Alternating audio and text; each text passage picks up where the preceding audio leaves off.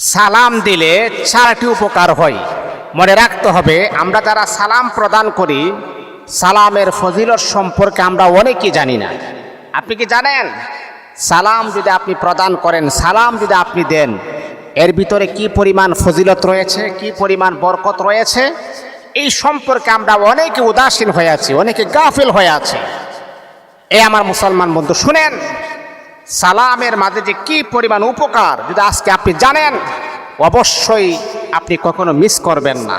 আমার হাবিব বিশ্বনবী মুহাম্মদুর রাসূলুল্লাহ সাল্লাল্লাহু আলাইহি ওয়াসাল্লাম বলেন, আমাদের আয়েশা বলেছেন, আমার নবী হচ্ছে আল্লাহ পাকের পরে যার সম্মান, যার মর্যাদা রয়েছে, আমি আমার নবী মুহাম্মদের আগে একবারও সালাম প্রদান করতে পারি নাই।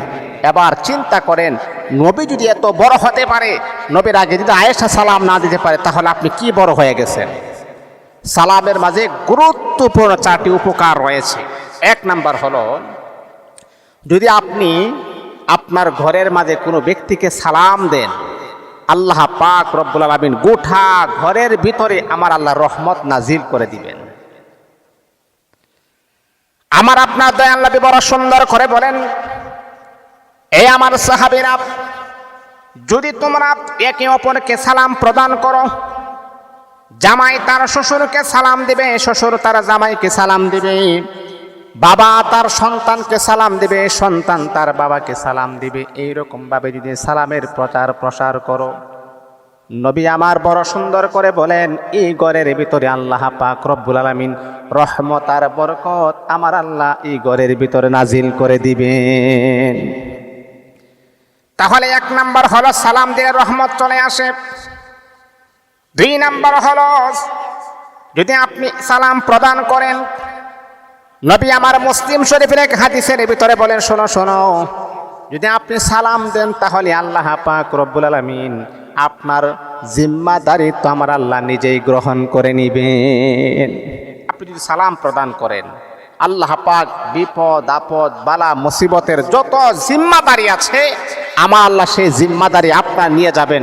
আমার আল্লাহ কুদরতিভাবে আপনাকে হেফাজত করবেন একটা সালামের কারণে। আর তিন নাম্বার হচ্ছে, সালাম দিলে ভালোবাসা বৃদ্ধি হয়। মনে করেন স্বামী আর স্ত্রী একে অপরের সাথে ঝগড়া হয়, স্বাভাবিক। যেহেতু স্বামী আর স্ত্রী একই ঘরের নিচে বসবাস করেন, অবশ্যই ঝগড়া ফাসাদ তো হবেই, স্বাভাবিক। আপনার স্ত্রী ঝগড়া করে আপনার সাথে কথা বলেন, আপনি মসজিদ থেকে নামাজ পড়ে যখন দাঁড়িয়ে আছেন, আপনার স্ত্রীকে সালাম দিলেন, আসসালামু আলাইকুম, তোমার উপর রহমত নাজিল হোক, এটা তো তার জন্য আপনি দোয়া করেছেন। তাহলে তিন নাম্বার হচ্ছে সালাম দিলে ভালোবাসা বৃদ্ধি হয়, আর চার নাম্বার হচ্ছে সালাম অর্থ দোয়া, আপনি তার জন্য দোয়া করলেন। এই জন্য বিশ্বনবী মুহাম্মদুর রাসূলুল্লাহ সাল্লাল্লাহু আলাইহি ওয়াসাল্লাম বড় সুন্দর করে বলেন, এ আমার সাহাবায়ে কেরাম, শোনো, তোমরা দিনের কান লাগে শোনো, তোমরা একে অপরকে সালাম প্রদান করবা, আফসুস সালাম তোমরা সালাম প্রদান করবা। তোমরা জানো নি জান্নাতের ভিতরে কিন্তু সালামের আদান প্রদান হবে।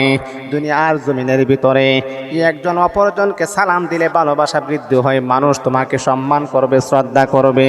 আর এমন কি আপনি জানেননি, সালামের কারণে আল্লাহ পাক রব্বুল আলামিন আপনার সম্মান, আপনার মর্যাদা আমার আল্লাহ আরো বাড়ায়া দিবেন। এই জন্য সালাম দিবেন, সালামের প্রচলন ঘটাবেন।